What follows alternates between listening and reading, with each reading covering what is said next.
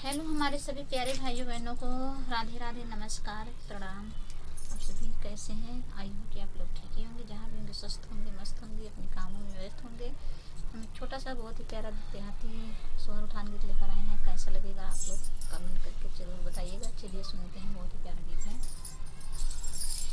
ललन रोवै पलाना गुजै सारा अंगना, ललन रोवै पलाना गुजै सारा अंगना, अरे गुजै सारा अंगना, ओ गुजै सारा अंगना, गुजै सारा अंगना, गुजै सारा अंगना, ललन रोवै पलाना गुजै सारा अंगना, ललन रोवै पलाना गुजै सारा अंगना।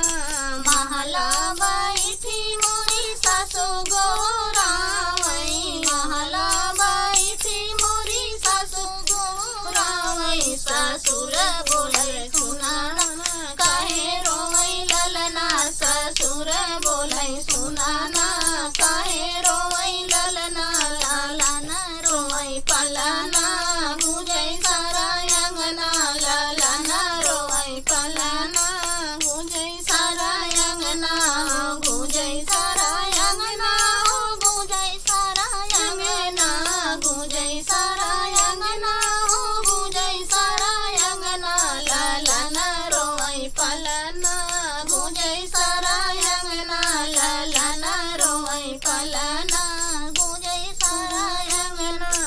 पलंगा बैठी मोरी जेठनी गोरावै, पलंगा बैठी मोरी जेठनी गोरावै, जेठ बोलै दुआरा काहे रोवै ललना, जेठ बोलै दुआरा काहे रोवै ललना, ललन रोवै पलाना सारा अंगना, ललन रोवै पलाना गुजै सारा अंगना, ललन रोवै पलाना गुजै सारा अंगना, गुजै सारा अंगना, गुजै सारा अंगना, गुजै सारा अंगना, गुजै सारा अंगना, ललन रोवै पलाना गुजै सारा अंगना, ललन रोवै पलाना गुजै सारा अंगना।